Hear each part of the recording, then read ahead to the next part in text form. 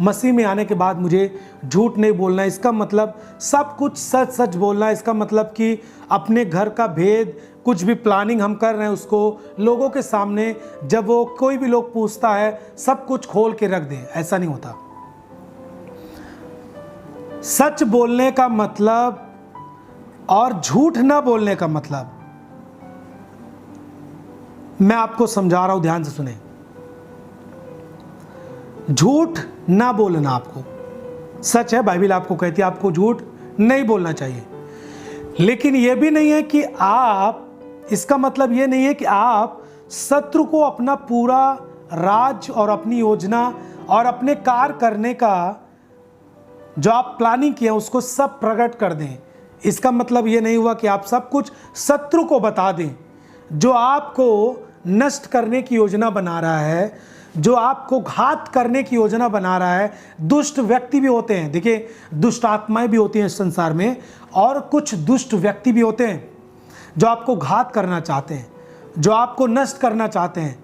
मान लीजिए आपको कोई व्यक्ति मारने की कोशिश करता है, आपको मारने की और आपको 4 लोगों से मरवाने की कोशिश करना चाहता है, वो प्लानिंग कर चुका है।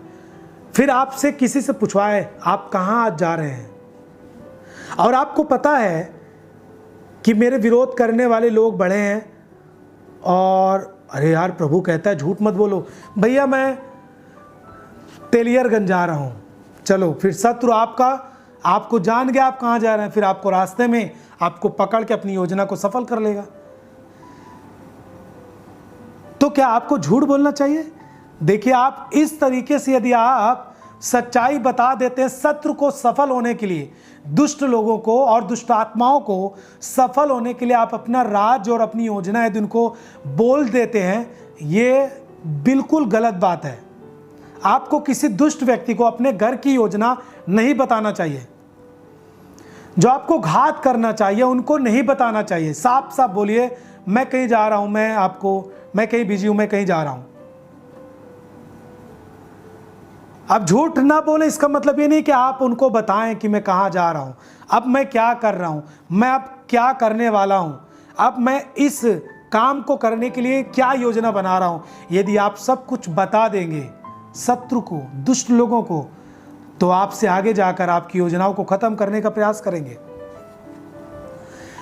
इसका मतलब यह है कि दुष्ट लोगों को अपनी सच्चाई नहीं बतानी चाहिए, दुष्ट लोगों को बातें घुमा देनी चाहिए, उनसे हटने का प्रयास करना चाहिए आपको। हालेलुया। मैं आपको यीशु मसीह की एक बात को याद दिलाना चाहता हूं। और यीशु के पास आकर लोग पूछने लगे, गुरु हमें बता कि आप किस अधिकार से ये करता है काम, किसे तुझे अधिकार दिया है।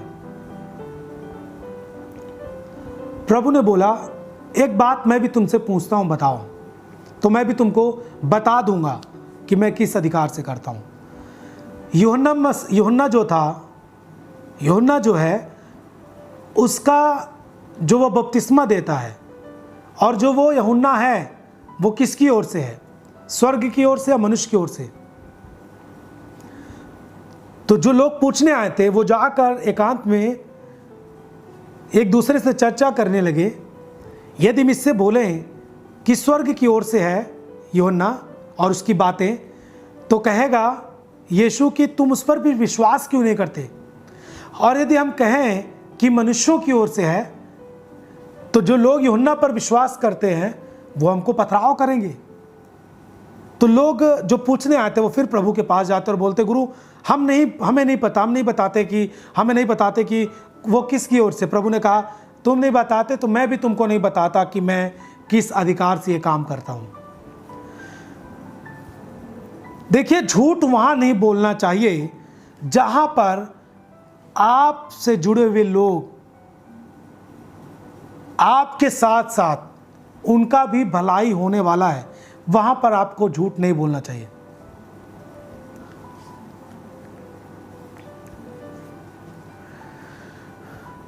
आप अपने लोगों को घुमाएं नहीं, अपने लोगों को ना घुमाएं। अब मैं ये नहीं कहता कि जो काम करने वाले लोग हैं और किसी के घर पे काम करने जाना है, बस भैया आ रहे हैं, निकलने वाले, पहुंचने वाले हैं, यहाँ पहुँचे वहाँ पहुँचे हैं, सीधा बोलिए भैया हम इतनी देर लेट हो गए, वहाँ पे हैं, हम आ रहे हैं। सीधा आप बोलिए, सीधा बोलने से कुछ नहीं होता। एक दो आपके ऑर्डर ख़राब होंगे और क्या, लेकिन आप सच्चाई बोलने के कारण आपको सब लाइक करेंगे और बोलेंगे भाई ये व्यक्ति टाइम का पक्का आदमी है, घुमाता नहीं है। हालेलुया। उनसे झूठ नहीं बोलना है आपको, अपने मालिक से झूठ नहीं बोलना है आपको। आप देरी में आएंगे, आप उनको बताइए, आप देरी में काम पे आए थे, आप उनको बताइए। आप यदि आपके साथ साथ किसी का भला हो रहा है, कोई भलाई आप वो व्यक्ति पा सकता है और आपसे पूछता है और आपको मालूम है कि इसका भी इस काम में फायदा हो सकता है, ये भी आगे बढ़ सकता है, तो उन बातों में आपको झूठ नहीं बोलना चाहिए। लेकिन शत्रु से आप कभी भी अपनी सच्चाई प्रकट नहीं करना चाहिए, दुष्ट लोगों के सामने अपनी सच्चाई नहीं प्रकट करना चाहिए। हालेलुया।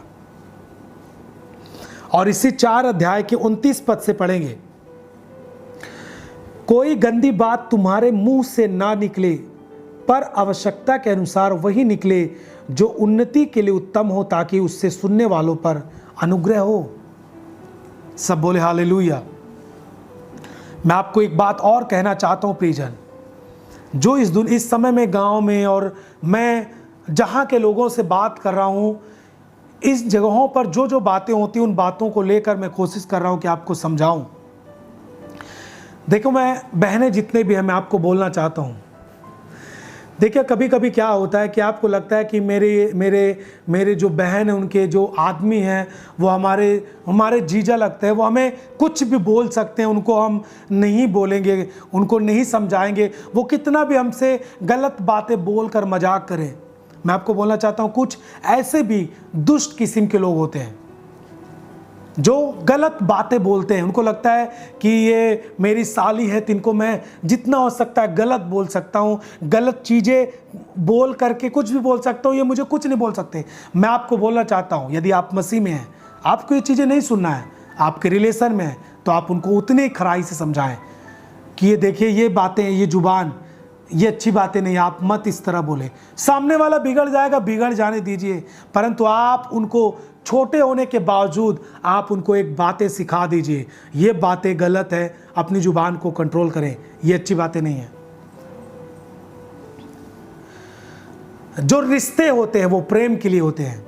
जो रिश्ते होते हैं एक दूसरे में दुख सुख को बांटने के लिए होते हैं।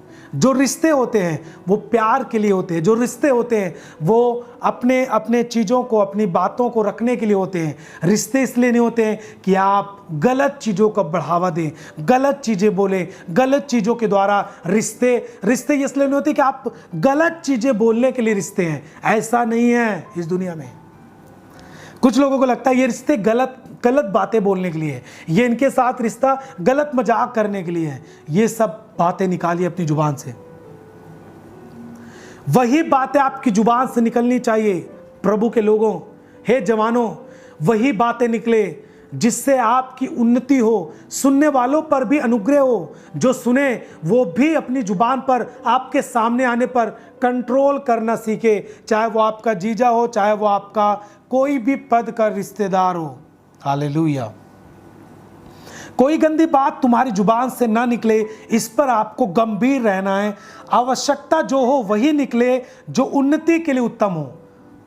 उन्नति के लिए उत्तम हो, वही बातें आपकी जुबान से निकलनी चाहिए, और जो सुनने वाला है उस पर अनुग्रह हो। परमेश्वर के पवित्र आत्मा को शोकित मत करो, जिससे तुम पर छुटकारे के दिन के लिए छाप दी गई है। सब प्रकार की कड़वाहट और प्रकोप और क्रोध और कला और निंदा, वैर भाव समेत तुमसे दूर की जाए। एक दूसरे पर कृपालु और करुणामय हो। जैसे परमेश्वर ने मसीह में तुम्हारे अपराध क्षमा किए हैं, वैसे तुम भी एक दूसरे के अपराध क्षमा करो। सब बोले आमीन।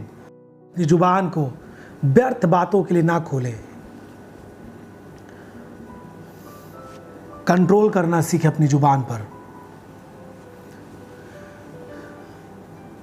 किसी को गाली देने से आप कुछ नहीं प्राप्त कर पाएंगे, ना आप बहुत अच्छे कहलाने वाले हैं। मैं तो बोलता हूँ जो गाली गलौज करता रहता है वो सही व्यक्ति नहीं है। कोई अच्छा काम वो नहीं करते, उनको सुधार करना चाहिए। मैं आपसे कहना चाहता हूं, क्यों आपके भले काम इन गलत तरीकों से दूसरों के सामने गलत व्यवहार आपकी जुबान से होंगे, तो आपके भले काम सब मिट जाएंगे। इन गंदे कामों, गंदी चीज़ें बोलने के कारण आपके भलाई के काम भी मिट जाएंगे। इसके लिए अपने भले कामों को बनाए रखें। हालेलुया।